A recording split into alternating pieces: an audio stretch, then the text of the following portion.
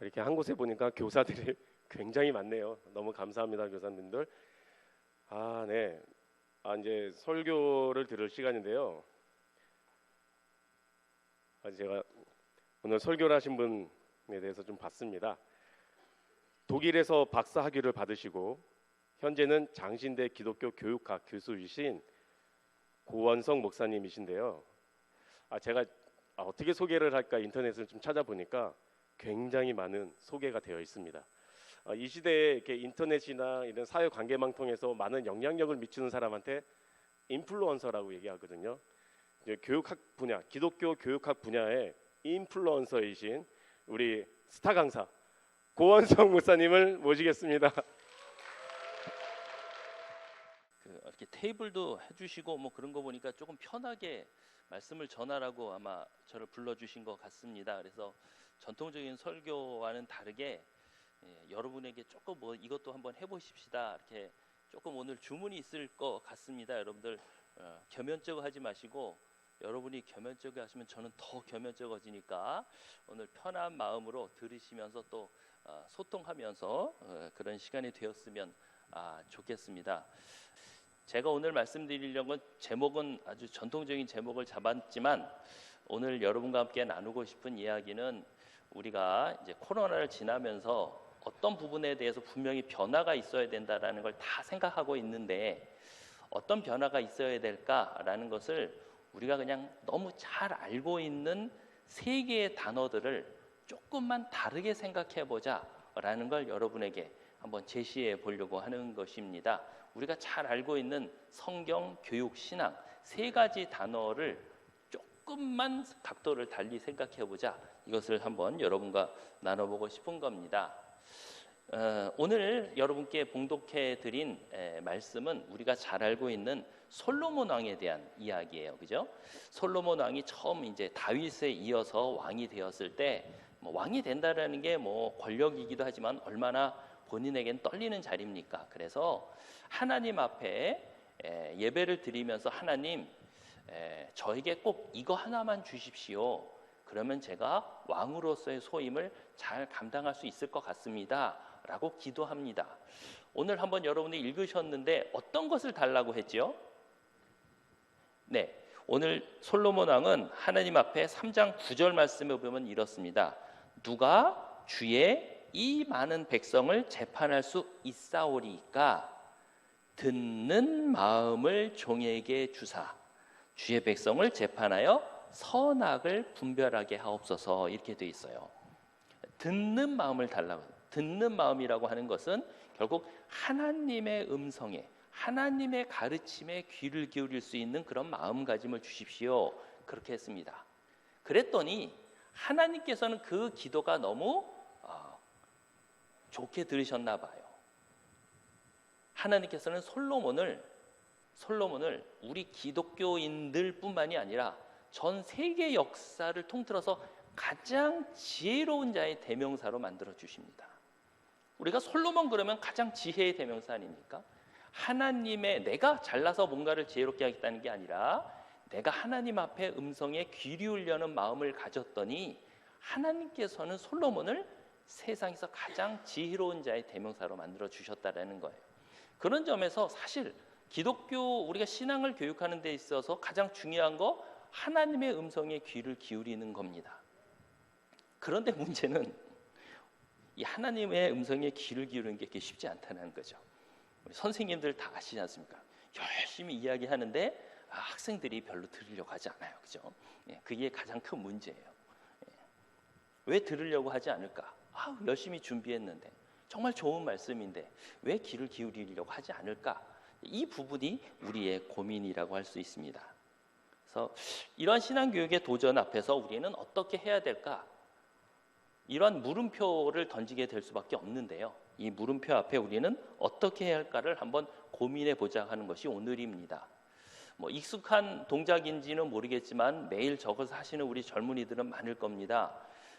코어라는 말이 요즘 굉장히 많이 회자되고 있지요. 운동을 하는 데 있어서 여러 가지 운동을 해도 되지만 그 중에도 가장 우리 몸의 중심이 되는 우리의 중심에 어떤 역할을 해줄 수 있는 그런 부분을 바로잡는 게 가장 운동의 중심이라는 걸 얘기하면서 코어를 강조하게 되지요. 저도 그런 면에서 우리가 신앙교육을 열심히 하고는 있는데 혹시 코어를 빠뜨린 뭔가 다른 것들을 하고 있는 것은 아닐까 하는 생각을 해보면서 과연 우리 신앙교육에 있어서 바로잡아야 될 코어는 뭘까를 한번 여러분과 이야기를 해보고자 하는 것이고요. 그것을 세 가지의 키워드로 잡았습니다. 좀 전에 말씀드렸지만 여러분에게 너무 잘 알고 있는 그런 표현입니다. 성경, 교육, 신앙. 너무 잘 알고 있는 부분을 한번 우리가 같이 한번 나누고자 하는 것인데요. 일단 그냥 결론부터 먼저 한번 말씀드릴게요. 제가 오늘 말씀드리려는 요 6개의 단어만 잘 기억해 주시면 좋겠습니다. 성경을 가르치는 데 있어서는 우리가 공감할 수 있는 성경을 가르치자는 것입니다. 그리고 교육에 있어서 우리가 교육을 하는 데 있어서는 뭔가 울림을 줄 수 있는 공명, 울림을 줄 수 있는 가르침이 돼야 되겠다. 그리고 신앙이라고 하는 것은 신앙을 훈련할 수 있는 공간을 만들어주는 자리다. 이 부분을 말씀드리고자 하는 것입니다. 먼저 우리가 한번 살펴볼 수 있는 게 성경입니다. 성경. 너무 잘 아는 내용인데요. 여러분께 한번 질문 한번 드려도 될까요? 여러분은 성경이 역사책이라고 생각하십니까? 아니면 이야기책이라고 생각하십니까? 성경은 역사책일까요? 아니면 이야기책일까요? 자, 한번 저를 한번 이렇게 따라서 손을 한번 요 앞에다 이렇게 얹어 주시겠습니까? 예. 손을 자, 앞에 이렇게 딱 직선을 하시고요. 제가 하나, 둘, 셋 하면 여러분이 스스로 생각하는 걸 저렇게 한번 표현해 주시면 돼요. 성경이 역사책이다 하시는 분은 이쪽으로 이렇게 눕혀 주시면 되고요. 아니다, 성경은 이야기책에 더 가깝다라는 분은 이쪽으로 기울여 주시면 됩니다. 예, 성경은 많이 이렇게 두면 이건 더 많이 역사책이다 이렇게 생각하시는 거예요. 자, 성경은 역사책일까요? 아니면 이야기책일까요? 저에게 한번 여러분의 생각을 한번 보여주시기 바랍니다. 시작. 예, 이렇게 확 뒤로 넘어지시는 이야기책인 분도 있고요. 예, 역사책 분도 많고, 움직이지 않는 분이 또 계셔요. 네. 왔다 갔다 하시는 분도 계시네요. 네, 때로는 감사합니다. 내려주십시오. 예. 성경은 역사책일까요? 아니면 이야기책일까요? 저는 이렇게 답을 제시하곤 합니다. 성경은 하나님의 역사를 또는 하나님을 경험한 사람들의 역사를 이야기로 들려주고 있는 책이다. 예, 하나님의 역사를 이야기로 들려주고 있는 책이다. 제가 이 말씀을 왜 드리냐면 우리 한국 교회가 정말 열심히 신앙교육을 하고 있지만 성경을 열심히 가르치고 있는데 성경을 이야기라고 하는 것을 빼고 너무 역사로만 가르치고 있는 게 아닌가 하는 생각을 해보기 때문에 그렇습니다. 여러분들은 혹시 중고등학교 때 역사 수업을 얼마나 재미있게 들으셨는지요?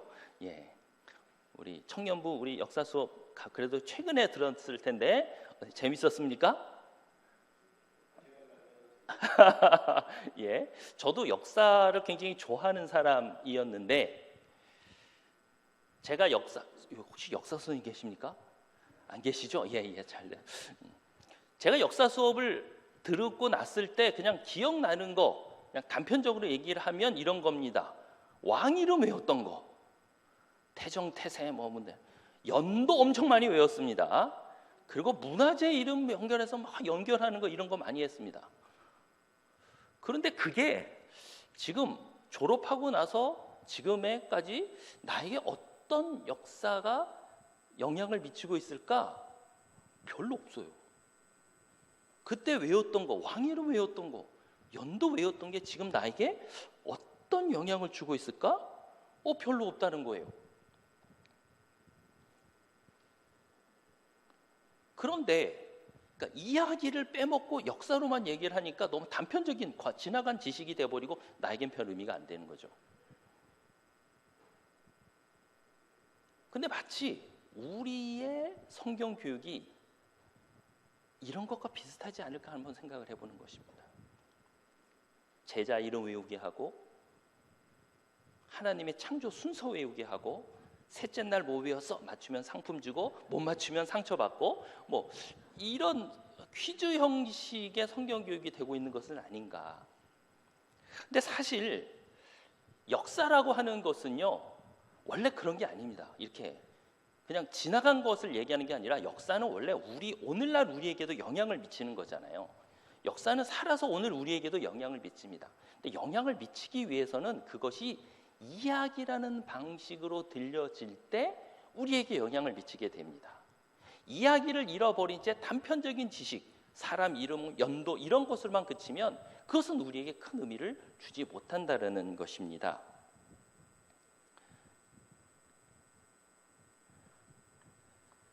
제가 어린 시절에 지금 우리 아이가 뭐 다 컸지만 어린 시절에 아마 여러분도 다 비슷한 경험이 있지 않을까요?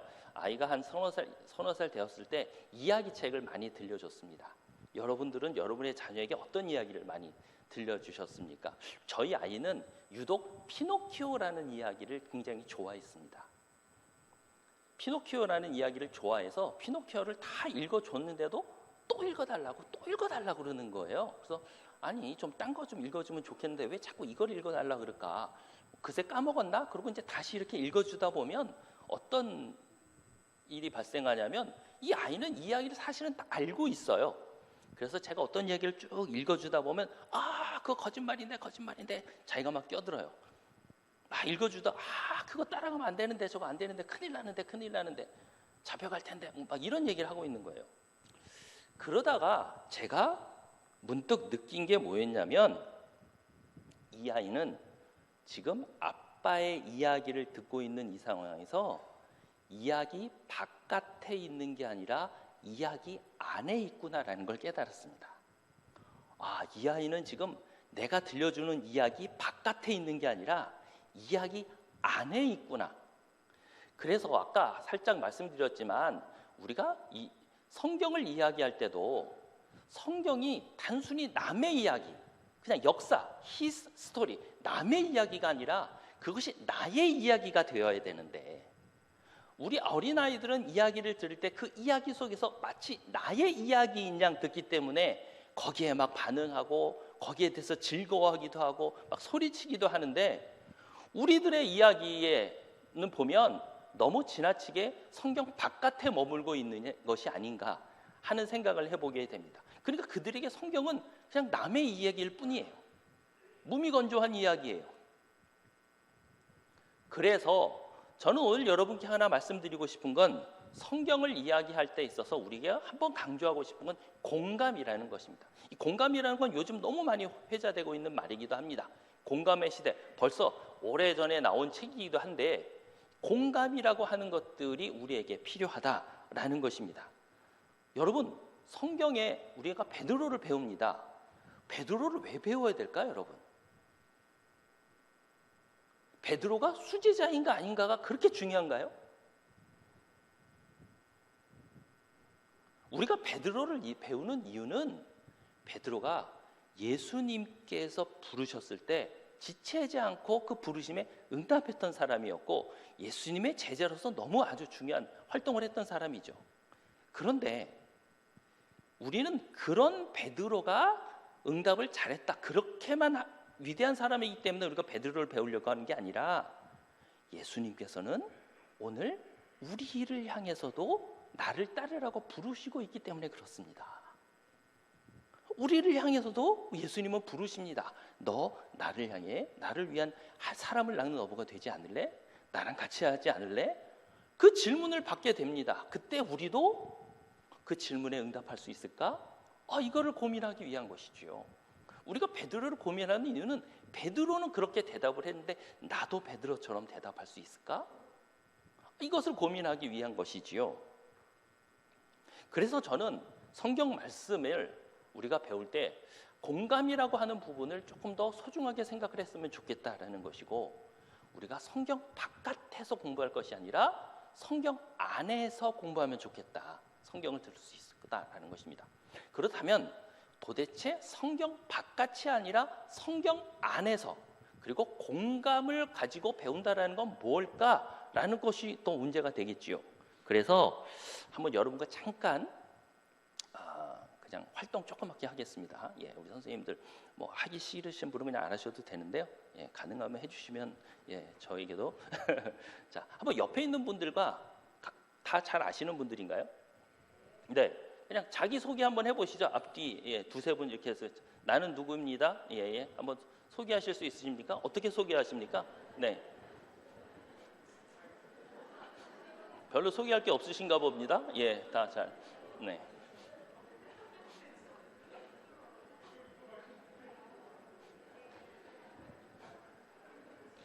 네, 감사합니다. 예, 예. 뭐 대충 이런 분위기일 줄 알았어요. 예, 예. 자, 그러면 한번 이렇게 생각해 보죠. 여러분, 여러분이 가지고 있는 물건 있으십니까? 옷도 좋고요. 뭐 소지품으로 여러 가지도 좋습니다. 어떤 것이도 좋습니다. 물건 하나만 선택해 보십시오. 저는 지금 안경을 쓰고 있으니까 저는 뭐 안경을 선택할 수도 있을 것 같습니다. 한 가지 선택하셨습니까? 네, 그러면 이제 제가 시작하면 여러분들은 그 물건이 한번 돼보는 겁니다. 예, 이런 것도 한 번도 안 해보셨죠? 예, 자, 물건이 돼서 내 주인을 한번 소개해 보도록 하겠습니다. 예를 들면 이런 겁니다. 한번 저는 자, 안경이니까요. 안경을 쓰고 있으니까 지금 제가 이제 시작하면 나는 안경입니다. 이렇게 소개를 시작할 겁니다. 이것은 안경입니다가 아니고 나는 안경입니다. 우리 주인과 제가 만난 지는 이제 한 3개월 정도 된 것 같습니다. 우리 주인은 그 전에 안경을 오랫동안 한 10년 가까이 썼던 것으로 제가 얘기 들었는데 저도 우리 주인이 저를 참 오랫동안 사랑해 줬으면 좋겠습니다. 근데 우리 주인은요, 저를 밤마다 어딘가에다 푹 던져놓고 아침마다 저를 찾아 헤맵니다. 이게 주인이 맞나 싶습니다. 이렇게 얘기하시면 됩니다. 한번 예, 아시겠죠? 한번 간단하게 한번 옆에 있는 분들과 한번 이야기해 보십시오. 자, 두 분씩 뭐 한 분만 하셔도 괜찮고요. 예, 한번 자 시작. 나는 뭡니다. 한번 해보십시오.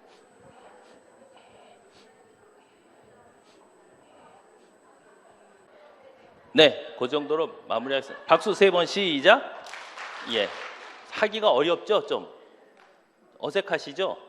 예, 예, 좀 어색하시리라고 생각합니다. 그래도 아무튼 뭐 하라니까 막 여기저기서 웃음이 나오고 그러네요. 우리 젊은 한 가지만 더 할게요. 이건 그냥 옆에표를 하고 여러분이라면 어떻게 하실까 한번 생각해 보십시오. 자, 이번에는 여러분의 가족 중에 한 명을 한번 떠올려 보십시오. 여러분의 부모님도 좋고요. 뭐 세상을 떠나셨을지라도 여러분의 부모님이나 아니면 뭐 남편 또는 뭐 부인도 좋고 자녀도 좋습니다. 자, 누구나 한번 떠올리셔 보십시오. 그래서 제가 한번 여러분이라면 어떻게 하실까 한번 생각해 보십시오. 만약 여러분이 자녀를 택하셨다면 여러분의 자녀가 돼서 여러분의 엄마와 아빠, 그러니까 지금 나를 한번 생각해 보라는 것입니다. 그러니까 예를 들면 제가 만약 지금 떠오른다면 저희 어머니를 한번 떠올리고 싶은데요. 저희 어머니 지금 이제 팔순이 넘으셔가지고 이제 오래 되셨는데 예를 들면 이런 겁니다. 제가 이제 고원석이지 않습니까? 그러면 저희 어머니가 이렇게 이제 소개하실 것 같습니다. 예, 저는 고원석 목사의 엄마 김연진입니다. 뭐 우리 아이는 고원석 목사는 참 잘 자라서 지금 대학에서 공부를 가르치고 있어요. 우리 아이는 월요일마다 저에게 전화를 겁니다. 그래서 제 안부를 늘 묻어오죠. 저는 뭐 전화할 때마다 아유 뭐 이게 바쁜데 전화하냐고 일주일에 한 번이면 된다고 전화를 그리 하지만 사실 제 마음은 우리 아이가 매일 전화해 줬으면 좋겠습니다. 그러나 그 말을 차마 하지 못합니다. 아이가 바쁠 테니까요. 제가 그렇게 짐이 되고 싶지 않습니다. 아유, 저도 막 자, 여러분이라고 하면 만약 여러분이 여러분의 자녀 또는 여러분의 부모가 된다면 여러분을 향해서 뭐라고 말씀하시겠습니까? 생각이 여러 가지 있으시겠죠, 그죠? 근데요, 제가 지금 이게 같이 뭐 이렇게 교육하는 시간이면 좀 하고 싶은데 예배 시간에 그냥 그건 안 하겠습니다. 근데 지금 제가요, 맨 처음에 여러분 각자 한번 소개시켜 보라고 했고요. 한번 물건이 돼서 보라고 그러고 지금 여러분이 알고 있는 가족 중에 한 분을 하라고 그랬어요. 근데 세 가지가 사실은 다 자기소개예요. 사실은 다 자기소개예요. 그냥 내가 직접 여러분이 옆에 분들과 자기소개를 했고 내 물건이 돼서 자기를 한번 소개해봤고 내 가족의 누구 중에 한 분이 돼서 나를 소개한 거예요. 그런데 처음에 그냥 여러분 각자 소개하라 그러면 소개하는 거 그냥 아주 단순한 여러분의 정보를 전달했을 거예요. 나 누구입니다. 이름, 나 나이는 어떻고요? 어디 살고요? 나 지금 직업은 뭐고요? 직분은 뭐고요? 이 정도 얘기했을 거예요. 거기에서 어떤 공감이 일어나지 않습니다, 여러분. 그런데요, 여러분이 가지고 있는 물건에 한번 여러분의 관점을 돌려보니까 그때부터 우리 청년들이 갑자기 웃음이 툭 튀어나왔어요. 여러분의 가족 중에 누구 한 번을 떠올려서 한번 소개를 해보라 그러면 저도 갑자기 가슴이 뭉클해져요. 감정이 입이 된다는 것입니다. 감정이 입이 된다. 그러니까 똑같이 내 소개인데, 자기 소개인데 관점을 물건의 관점에서 또는 내 가족의 입장에서 생각을 해보면 거기에 내 감정의 이입이 들어가는 거예요. 우리가 성경을 배웁니다. 성경을 가르칩니다. 성경을 그냥 자기소개하듯이 우리가 가르쳐야 되겠습니까? 성경은 몇 권으로 이루어졌고 베드로는 누구고 몇 장 몇 절 아니? 외워볼까? 이걸로는 안 됩니다, 여러분. 성경을 가르치는 데 있어서 성경은 하나님의 말씀이잖아요. 하나님이 우리를 향해서 하신 말씀이잖아요. 여러분들을 향해서 나의 말을 좀 들어줄래라고 말씀을 하시는 거잖아요. 그 말씀이 우리를 향한 말씀 되게 노력해야 되지 않겠습니까? 그러기 위해서는 거기에 감정이 들어갈 수 있는 말씀이 되었으면 좋겠습니다. 그러기 위해서는 우리가 좀 한번 성경의 관점을 한번 바뀌어볼 필요가 있었다. 그래서 우리가 성경 속에 있는 베드로를 아까 말씀드렸지만 베드로만 할 것이 아니라 베드로에 대해서 한번 우리가 베드로가 될 수도 있죠. 만약 여러분들이 베드로라고 한번 생각해 보십시다. 이 자리에서 예수님이 여러분에게 물을 겁니다. 나를 따라올래? 사람을 낚는 어부가 되올래? 라고 한다면 여러분들은 뭐라고 대답하시겠습니까? 예! 라고 바로 대답하시겠습니까? 옆에 여러분의 자녀가 있어요. 예라고 대답하실 수 있으시겠어요?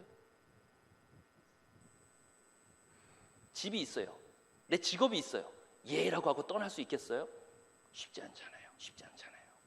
베드로도 여러 가지의 뭔가 고민이 있으면서도 그 중에도 불구하고 예수님을 따르겠다고 했단 말이죠. 그러한 베드로와 우리가 한번 공감을 할 수 있는 그런 성경 공부가 성경에 대한 이해가 되었으면 좋겠다 하는 생각을 해보게 됩니다. 네. 자, 두 번째로 테마로 넘어가 보겠습니다. 교육입니다. 제가 이제 교육학자인데요. 교육을 얘기할 때 우리는 크게 세 가지를 얘기합니다. 가르칠 때 왜 가르쳐야 되지라고 하는 교육의 목적, 무엇을 가르쳐야 되지 하는 교육의 내용, 어떻게 가르쳐야 하지 하는 교육의 방법, 세 가지를 보통 가르칠 때 가장 중요한 3요소라고 얘기를 합니다. 자, 우리 선생님들께 한번 여쭤볼까요? 선생님들은 그러면 가르치실 때 교육의 목적과 내용과 방법 중에 어떤 게 제일, 하나를 고른다면, 다 중요하지만 하나를 고른다면 제일 중요한 게 뭐라고 생각하십니까? 자, 나는 교육의 목적이 제일 중요하다고 생각하시는 분 한번 손 들어 주실래요? 선생님들요. 이거 선생님 맞죠? 선생님 아니신가요? 예. 나는 교육의 목적이 제일 중요하다. 없어요. 예. 아니, 두 번. 교육의 내용이 제일 중요하다. 이건 뭐죠? 예. 예. 그러면 나는 교육의 방법이 제일 중요하다? 여기 교육 방법이 제일 많네요. 야, 훌륭하신데? 예. 보통 다른 교회 가나 이렇게 가면 어떻게 대답을 하냐면 보통 다 교육의 목적이나 내용이 제일 중요하다고 얘기를 많이 하셔요. 어느 집단에 가서 어느 교사들의 집단을 가도 교육의 목적이나 방법이 제일 중요하다고 얘기해요. 근데 우리 성남교회는 교육의 방법이 제일 중요하다고. 자, 그럼 이 질문을 우리 학생들에게 한번 질문했다고 칩시다. 우리 중고등부 학생들이 어린이들에게 여러분은 교육의 목적과 내용과 방법 중에 어떤 게 제일 중요하다고 생각해요? 그러면 우리 학생들은 뭐라고 대답할까요? 예? 교육의 뭐요? 아, 왜 배워요? 성강교회는 특이하다. 그걸 학생들이 물어요? 야, 예. 어떤 게 제일 중요하다고 생각하겠습니까? 교육의 목적, 내용, 방법 중에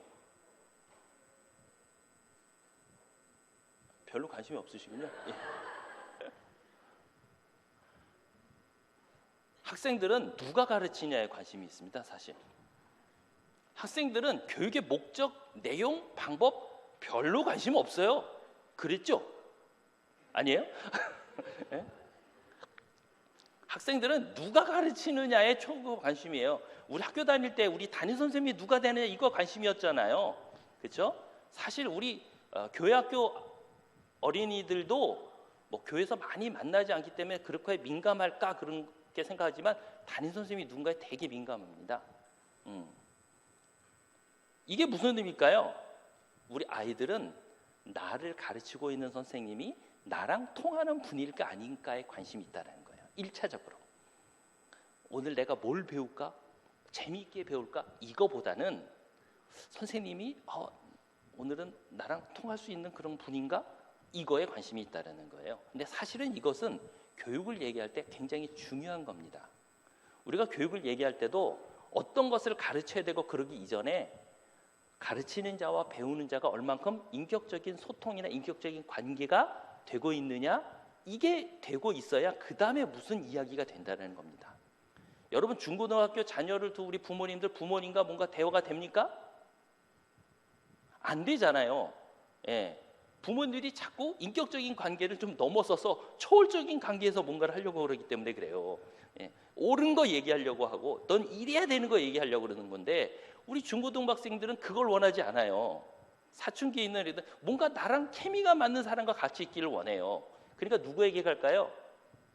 친구에게 가는 거예요. 문제가 생기면 문제를 해결할 수 있는 가장 최선의 방법은 사실은 부모님들이에요. 그렇지만 부모님들에게 가지 않습니다.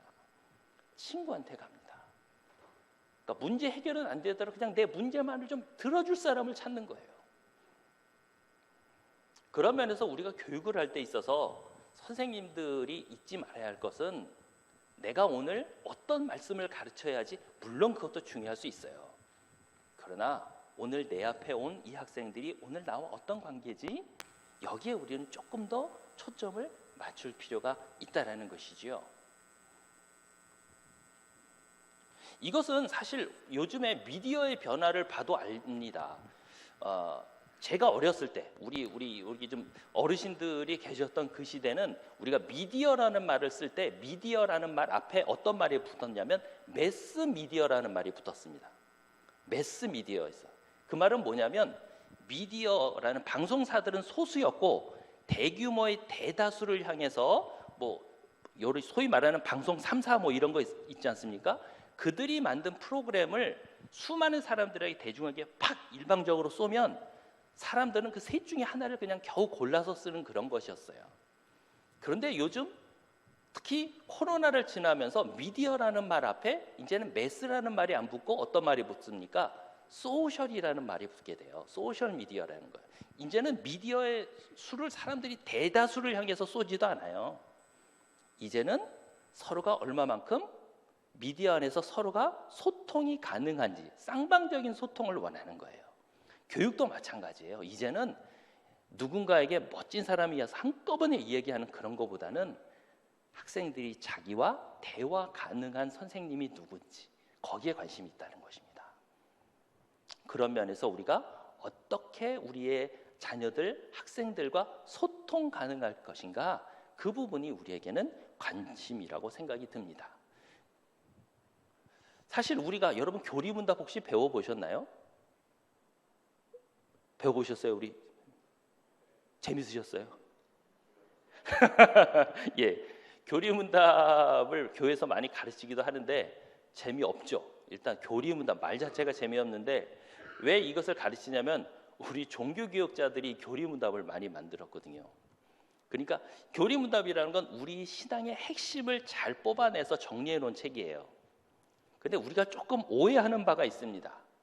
교리문답이라는 말로 번역된 그 교리문답이라는 표현은 카테케시스라고 하는 말인데, 이 카테케시스라는 말은 이제 헬라 그리스어입니다. 근데 카타라고 하는 미트로라고 하는 단어와 에케오라고 울리다라는 말, 에케오라는 말 속엔 우리가 아는 에코우라는 말이 숨겨져 있습니다. 그래서 울리다라는 말이 있었어요. 무슨 말이냐면 종교개혁자들이 고민했던 것은 어떻게 하면 하나님의 말씀이 우리들의 삶 속에서 울려 퍼질 수 있을까, 계속해서 공명되고 울릴 수 있을까를 고민했어요. 그래서 그들은 신앙의 가장 핵심들을 몇 개를 뽑았고, 그것을 그 당시에는 사람들이 다 글도 잘 모르니까 자꾸 들려주면서 암송을 하게끔 자꾸 연습을 시켰어요. 암송하고 암송하다 보면 뭔가 일을 하고 자기 일을 하다가도 그것이 계속해서 울려 퍼지겠죠. 그러다 보면 삶 속에서 그 말씀이 울려 퍼지는 효과를 얻을 수 있지 않을까, 그렇게 기대했던 거예요. 그런데 오늘 이 시대는 좀 바뀌었죠. 이 시대는 바뀌었어요. 모두가 다 글을 알고 있고 암송이라는 것보다는 뭔가 나에게 느낌이 왔을 때 내 속에 울려 퍼집니다. 우리는 가끔 그냥 뭐 지하철이든지 버스 안에서 탁 탔는데 그날 아침에 탁 들었던 노래가 하루 왼종일 내 귓가에 맴도는 경우가 있습니다. 그런 게 내 속의 삶에 울려 퍼지는 것이죠. 그러니까 교리문답이라고 하는 건 어떤 내용을 암송하고 암기하고 자꾸 기억하라는 의도가 아니었고, 사실은 하나님의 말씀이 어떻게 하면 우리 삶 속에서 울려 퍼질까를 고민하던 시기에 500년 전에 그분들이 만들었던 거예요. 500년 후에 지금 우리들에게서는 우리를 울려 퍼지게 하는 방법은 너무나 다양하게 변한 모습이 있습니다. 그 모습을 그대로 사용할 필요는 없어요. 단 우리는 그분들이 사용했던 본래의 목적이 무엇이었을까? 이것을 고민해야 된다는 것이죠. 우리 시대에는 공명되기 위해서는 1차적으로 서로가 인격적인 소통이 가능해야 돼요. 선생님이 나와 뭔가 케미가 맞아 그러면 듣지 말라 그래도 들어요. 그러나 뭔가 선생님은 나와 달라 그러면 아무리 열심히 얘기해도 듣지 않습니다. 공명되지가 않는 거예요. 그래서 우리는 어떻게 하면 공명시킬 수 있을까라고 하는 것이 사실은 교육의 가장 중요한 목적이라고 생각을 합니다. 그래서 저는 한번 이렇게 제시하고 싶습니다. 우리가 예를 들면 가르치는 데 있어서 우리는 보통 언어로 가르칩니다. 그렇죠? 선생님이 말로 가르칩니다. 근데 조금 더 공명이 되기 위해서 오히려 우리들은 말이 아닌 방식을 써보면 어떨까 하는 생각을 한번 여러분에게 제시해요. 이게 좀 이상하죠? 지금 울려 퍼지게 하자고 하는데 갑자기 말을 쓰지 말자고 하는 거기 때문에 그래요.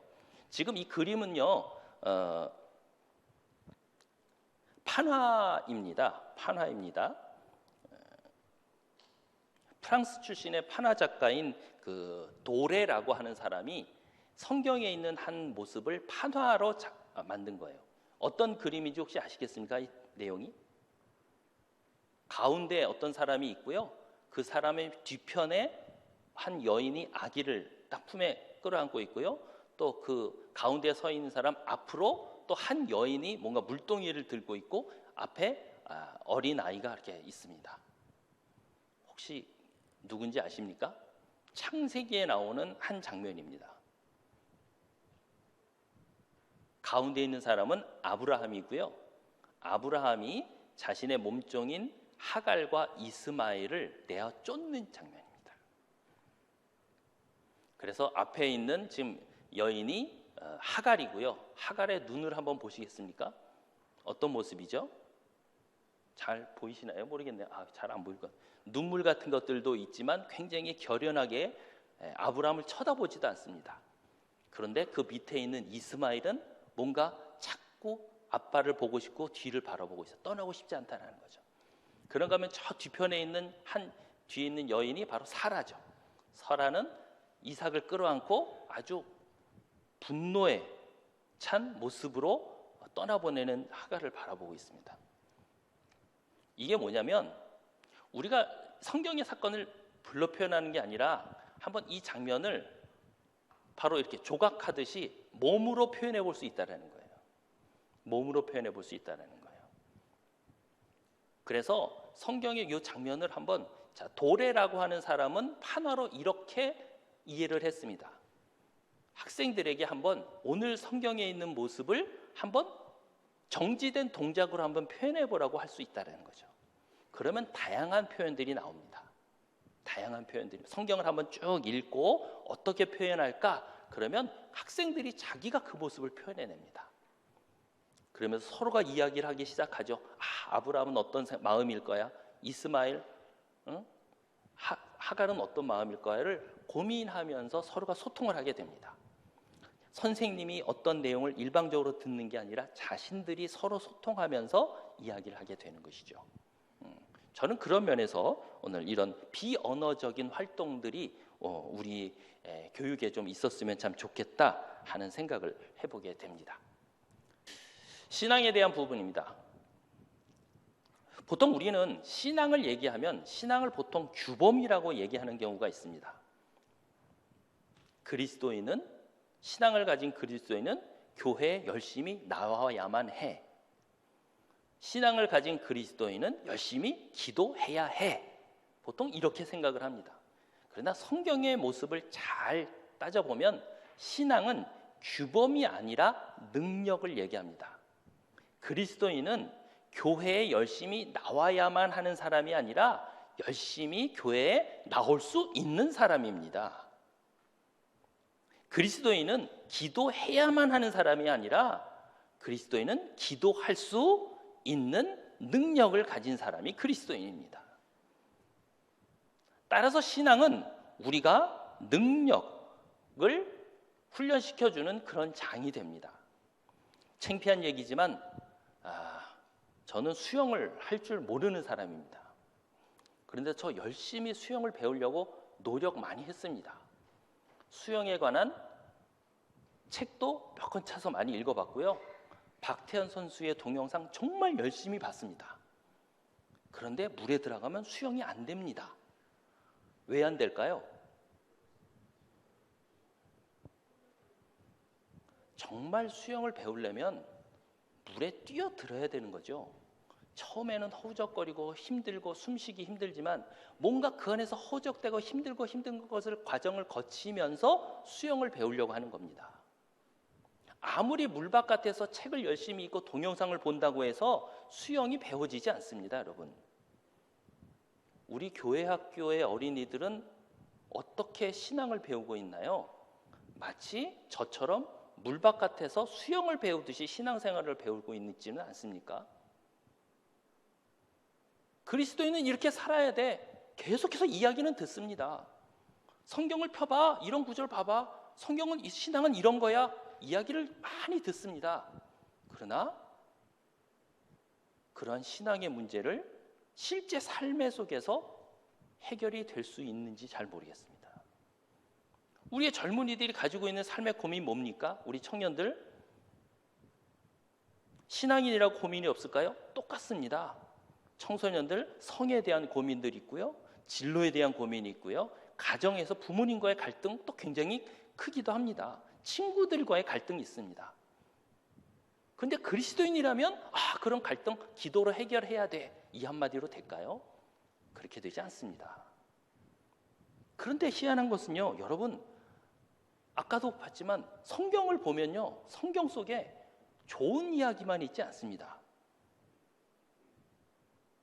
아까처럼 아브라함이라는 가정 속에 누군가가 자녀가 막 쫓겨나기도 하고 눈물 흘리기도 하고 막 이런 일이 벌어집니다. 저는 처음에 신학교 들어가서 성경을 배우면서 고민했던 적이 있습니다. 왜 도대체 성경이라는 곳에 이런 책들이, 이런 글들이 있지? 이게 무슨 거룩한 책이길래 이런 우리들의 이상한 이야기들이 있는 거지? 그러다가 문득 깨달은 게 뭐냐면, 성경은 우리들의 삶의 고민들을 하나하나 지적하고 해결하기를 원하는구나. 우리들의 삶의 고민들이 어떤 것이 있고 그 고민을 어떻게 하면 신앙으로 해결할 수 있는가를 우리에게 보여주고자 하는구나. 그래서 성경은 그런 고민이나 그런 문제들을 피해가려고 하지 않습니다. 아주 적나라하게 우리에게 보여줍니다. 그리고 그것이 어떻게 극복해 나가는지를 우리에게 제시해 줍니다. 그런데 우리의 신앙의 교육은 그런 것들을 자꾸 벗어나려고 하지 않는가 하는 생각을 해보게 되는 것이죠. 그래서 많은 학생들이 이렇게 얘기를 합니다. 우리의 신앙교육에는 리얼리티가 없다라는 거예요. 현실감이 떨어진다는 거예요. 여러분 방송을 한번 보십시오. 지금 요즘의 방송은 마치 무슨 축구 경기를 봐도 그냥 축구 선수들이 바라보는 그냥 보는 게 아닙니다. 음악을 잘하는 사람만 음악 프로그램에 들어가지 않습니다. 음악을 못하는 사람이 도전하는 오디션 프로그램이 막 전개되고 보는 사람도 내가 좋아하는 사람을 열심히 좋아하는 사람을 지원하면 그 사람이 막 1등이 되기도 해요. 다시 말해서 방송에서 보여지는 것들이 내 삶과 무관하지 않습니다. 마치 내 삶인 것인 양 방송이 됩니다. 그래서 리얼리티, 현실감이 있기 때문에 그 방송을 열심히 보고 빠져드는 것입니다. 근데 우리들이 배우는 신앙은 우리들의 삶과 별 관심이 없어요. 관련이 없어요. 지금 청소년들과 무슨 관련이 있습니까? 그래서 저는 우리의 신앙의 교육이 이런 삶을 고민할 수 있는 훈련의 장이 되어야 된다라고 생각을 합니다.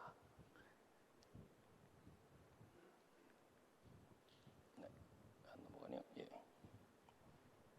하나만 넘겨주시겠습니까? 예. 아이고, 두 개가 넘어갔네요.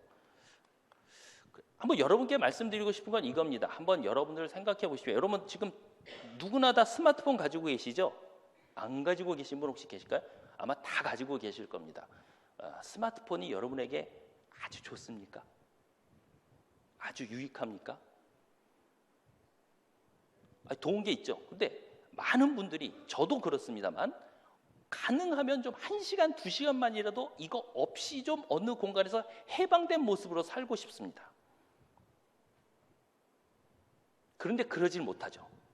다시 말해서 무슨 말이냐면 스마트폰이라는 것은 우리에게 100% 좋은 것만은 아니에요. 굉장히 부정적인 요소가 있고, 그래서 우리는 가능하면 뭔가 적어도 하루에 몇 시간만은 좀 떨어져 있고 싶은 마음이 있어요. 스마트폰이 우리에게 주는 메시지는 결코 완전히 좋지는 않습니다. 하지만 우리는 그럴 수 없어요. 왜냐하면 우리의 삶에 이 스마트폰이 없으면 엄청난 일들이 벌어지기 때문에 그래요. 다시 말해서 스마트폰은 우리에게 주는 메시지는 그렇게 100% 긍정적이진 않아요. 하지만 그 스마트폰이 가지고 있는 우리에 대한 친화력은 너무 강력해요. 그래서 우리가 그것을 놓지 못하는 겁니다. 성경을 한번 볼까요? 성경은 어떻습니까? 성경은 모든 사람들이 좋은 책이라는 거 다 알아요. 교회 다니지 않는 사람도 성경에는 다 좋은 말씀이 있다는 거 알아요. 성경은 100% 좋은 메시지입니다. 그런데 요즘 사람들이 성경을 갖고 다니나요? 성경을 자주 읽습니까? 그렇지 않아요. 메시지는 우리에게 너무 좋은 걸 알고 있는데 친화력은 너무 떨어져요. 친화력이 너무 떨어져요. 그래서 우리는 성경이 좋은 말씀이야, 하나님의 말씀이야 그렇게만 외칠 것이 아니라 그것을 어떻게 하면 친화력이 있게 가르칠 수 있을까? 이것을 사실은 우리는 선생님들은 고민을 하셔야 될 것이고 우리의 젊은이들이 그것을 같이 고민해야 될 것입니다. 그래서 이런 것이 있을 수 있죠. 한번 저 그림이 어떤 그림인지 혹시 아십니까? 한 남자가 웅크리고 있는데 굉장히 슬퍼하는 모습인 것 같습니다. 이 남자의 뒤편에는 조그만 구유가 있고 거기에 아기가 놓여져 있어요. 아기가 놓여져 있어요. 어떤 그림일까요? 혹시?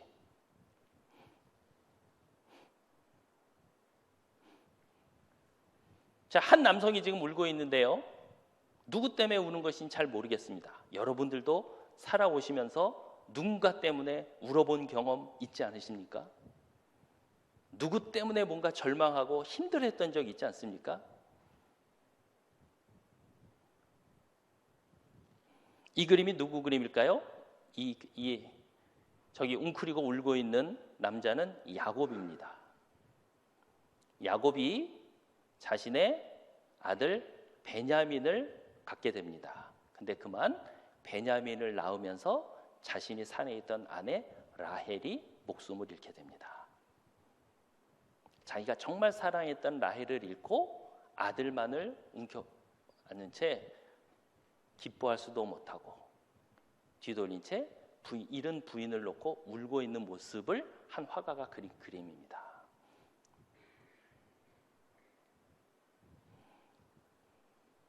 이럴 때 우리는 어떻게 극복을 해야 될까요? 이런 극복을. 여러분들도 이런 경험 있지 않으십니까? 정말 모든 것을 잃어버린 듯한 느낌을 가졌을 때 여러분들은 그것을 어떻게 신앙으로 극복하신 적이 있지 않습니까? 어떤 말씀으로 극복하신 적이 있지 않습니까?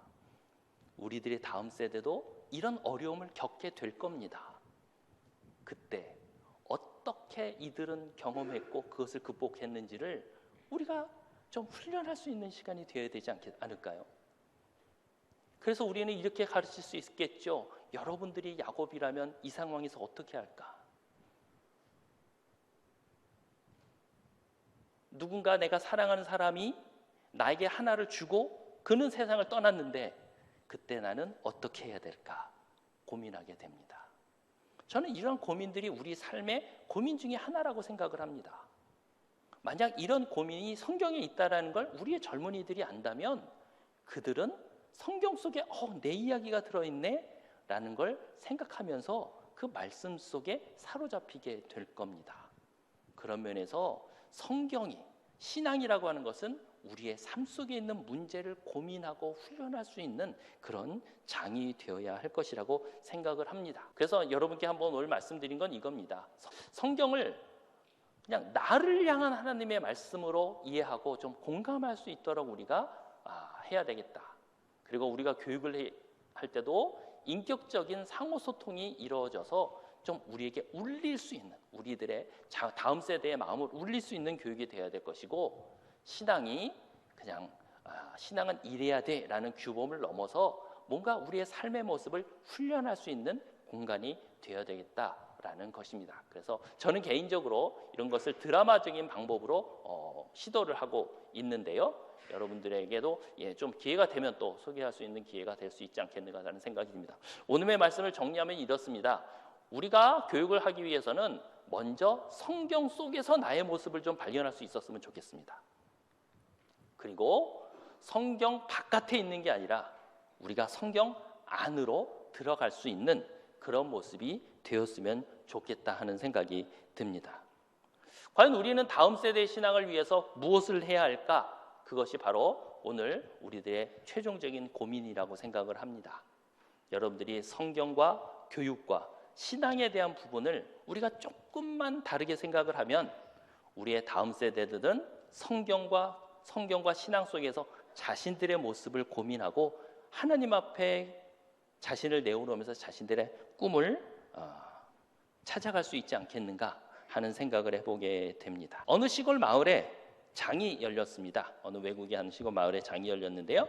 장터의 한쪽 구석에서는 자신이 쓰던 물건을 내다 파는 일종의 벼루시장 같은 것이 열리고 있었어요. 사람들이 내다던 물건을 하나씩 사회자가 이렇게 보여주면 찾아온 사람들이 물건에 대한 자기가 값을 매기면 제일 높은 값을 매긴 사람이 그 물건을 사가는 그런 형태의 벼룩시장이었습니다. 경매를 진행하던 사회자가 먼지가 뽀얗게 쌓인 상자를 열더니 거기서 아주 오래된 바이올린 한 대를 끌어올렸습니다. 사회자가 사람들을 향해 묻습니다. 여러분 여기 좀 오래된 바이올린이 한 대 있네요. 자, 이거 사실 분 계십니까? 아무 반응이 없다가 저쪽에서 제가 한 1달러면 살게요. 내가 2달러면 살게요. 내가 한 3달러면 사겠어요. 이렇게 대답이 나왔습니다. 그 이상 가격을 부른 사람이 없었습니다. 그런데 그때 군중 저 뒤편에 있던 한 할아버지 한 분이 앞으로 쭉 나오더니 손을 들고 이야기합니다. 사회자 양반, 혹시 제가 그 바이올린을 한 번만 살펴봐도 되겠습니까? 그러면요. 할아버지가 앞으로 나오더니 바이올린을 받아들고는 바이올린의 먼지를 닦아내고 사회자에게 다시 한번 물었습니다. 사회자 양반, 혹시 제가 이 바이올린을 한번 켜봐도 되겠습니까? 그러면요. 얼마든지 하십시오. 그 할아버지는 바이올린을 다시 먼지를 닦고 튜닝을 하더니 바이올린을 연주하기 시작을 합니다. 할아버지가 바이올린을 연주하면 얼마나 잘할까? 사람들이 기대하지도 않고 있었는데 그만 이 할아버지가 바이올린으로 멘델스존의 바이올린 협주곡을 너무 멋지게 연주하기 시작하는 겁니다. 사람들이, 주변에 있던 사람들이 놀랐고요. 길을 가던 사람들도 그 음악 소리를 듣고 다 그리 모여들기 시작했습니다. 결국 바이올린 연주가 끝나고 할아버지가 다시 바이올린을 사회자에게 주며 말합니다. 아, 이게 쓸만한 물건이군요. 한번 계속 경매를 진행해 보시죠. 사회자가 바이올린을 받아들고 다시 한번 사람들에게 묻습니다. 아까 한 3불 정도까지 나왔는데 더 비싼 가격에 사실 분 있습니까? 그 얘기가 끝나자마자 저쪽에서 한 분이 내가 1,000불 내겠어. 갑자기 소리를 지르고. 아니요, 저쪽에서 내가 2,000불 내겠어. 갑자기 전혀 관심이 없던 이 바이올린에 사람들의 관심이 오기 시작했습니다. 결국 그날 그 바이올린은 3,000불에 팔렸습니다. 이 모습을 지켜보던 한 어린 아이가 아버지에게 묻습니다. 아빠, 참 이상하네요. 왜 3불짜리 바이올린이 갑자기 3,000불에 팔리게 되었죠? 그러자 그 어린이 아빠가 이렇게 대답합니다. 왜냐하면 악기는 누구의 연주 소리를 듣느냐에 따라 그 값어치가 달라지기 때문이란다. 누구의 연주 소리를 듣느냐에 따라 그 악기는 값어치가 달라지기 때문이란다. 악기의 값어치를 모르고 있을 때는 3달러짜리로 보이던 바이올린이 한 노인의 연주로 말미암아 사람들의 귀가 열리자 악기의 가치를 알게 된 겁니다. 우리 성광교회 성도 여러분, 특별히 교회학교 우리 교사 여러분, 그리고 이 자리에 함께한 믿음의 부모 여러분, 우리는 모두 복음이라는 바이올린을 연주해야 하는 바이올리니스트가 아닐까 생각해 봅니다. 사실 복음만큼 오래되고 낡은 악기도 없습니다. 2000년도 넘은 아주 낡은 악기입니다. 그래서 때로는 먼지가 뽀얗게 쌓여 있기도 하지요. 그래서 그런지 세상 사람들은 그 가치를 한 3달러 정도? 그 정도밖에 모릅니다. 겨우 한두 푼의 가치밖에 모르고 있는 것입니다. 그러나 우리가 만일 이 낡은 복음을 연주해서 우리들의 다음 세대, 우리들의 자녀들, 우리의 어린이들이 그 음악 소리에 귀를 기울일 수 있게 한다면 이야기는 달라집니다. 우리의 다음 세대들이 그 가치를 알게 해야 하지 않겠습니까, 여러분? 이 낡은 골동품이 정말 얼마나 중요한지를 그것만 외칠 뿐만이 아니라 이 낡아 보이는 복음이 얼마나 우리의 삶을 변화시킬 수 있고 우리의 심금을 울릴 수 있는지를 우리가 전해줘야 하지 않겠습니까? 이 복음을 통해 수많은 사람들이 얼마나 많은 눈물을 흘렸고 얼마나 삶을 변화시킬 수 있었고 감동을 받았는지를 우리가 알게 해야 하지 않을까 하는 것입니다. 우리의 세상 사람들이, 우리의 다음 세대들이 그리스도의 복음이 얼마나 진실한 것이고 소중한 것인지를 느낄 수 있게 해줘야 하지 않겠습니까?